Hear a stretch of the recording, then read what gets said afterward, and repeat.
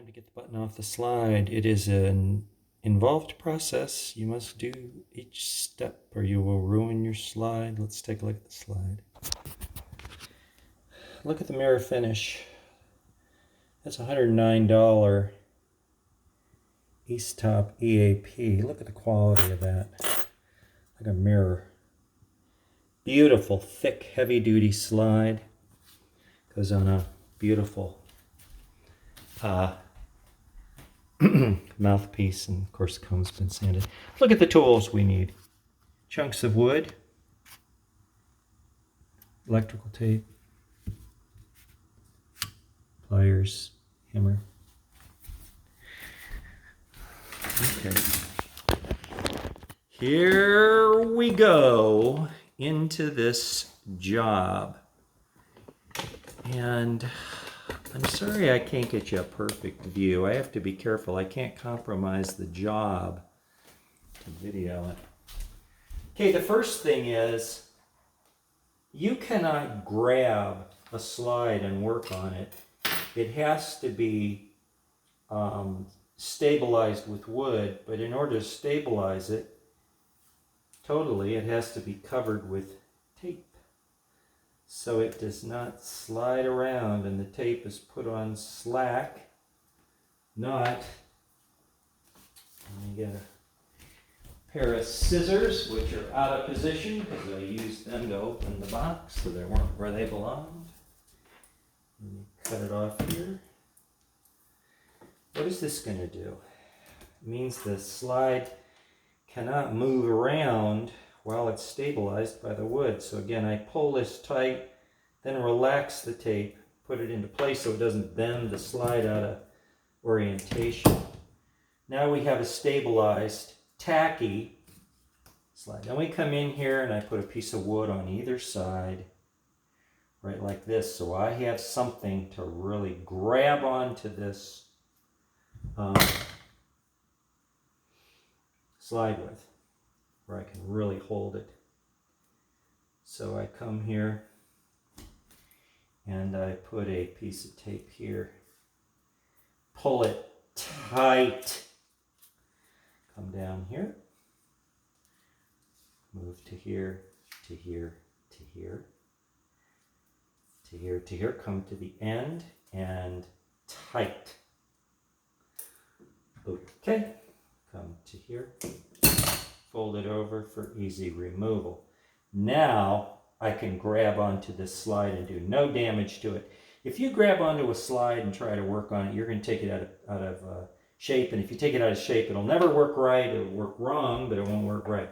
Okay, now this is what I'm going to use to pop off the head. So these need to be wrapped in electrical tape so that they do not damage the underside of the button. Now, does that matter? Well, not really, but if you don't do this, it's going to damage the underside of the button, and someday this guy might want to remove, you know, this custom button and put the stock one back on. So I'm going to give them the parts and make sure they're not damaged. Now I won't damage the part, okay? Now, the next thing you do is you set this tool on here like this, and then you come here with your tape like this, and you close down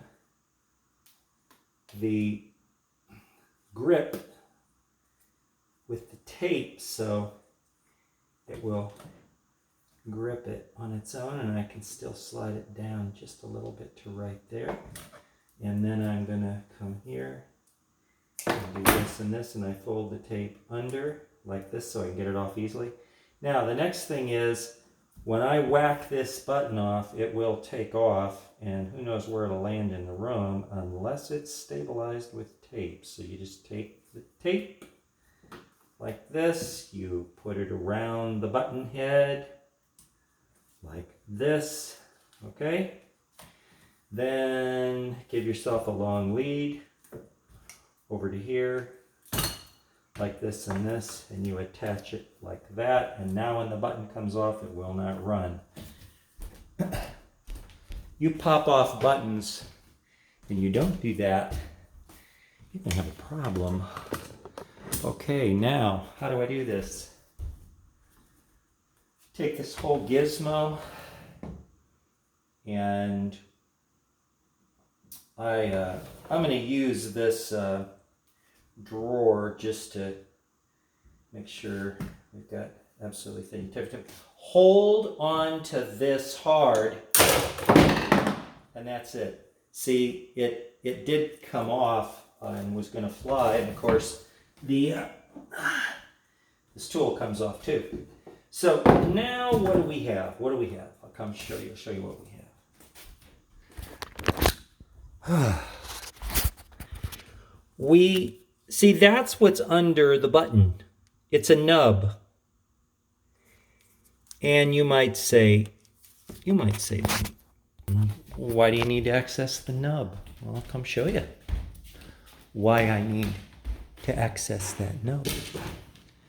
Because to glue a button on, here's a custom button, one was a reject. It's kind of pretty. I just didn't like it. I didn't like the edges here, but it's got a hole in the bottom. See, why does it have a hole in the bottom? Because it has a hole in the bottom because the nub goes into the hole with metal epoxy, and that's how you hold a button onto the slide. Now, I doubt this will fit because they weren't fitted, but it doesn't matter because we're not doing it with this one. But I've got to cut the button, and that means I'm going to have to drill a hole in the back of the metal rod stock that is exactly the size of the nub. I do that by hand. I make sure that the hole's deep enough where the nub can go all the way in. Then, and I'm going to leave the covering on the slide, you know, the plastic, so that I can't damage the slide while I'm doing that with the lathe, cutting the button. And then I'll, you know, like shape the button on the machine, drill a hole in the bottom of the button. Right there, I'll drill that hole, okay, exactly to fit the nub. And shape the button, polish the button, clean the button, clear coat the button, glue the button onto the slide. And that's what it takes to do this job. So next we go to the 1946 South Bend 10-inch lathe.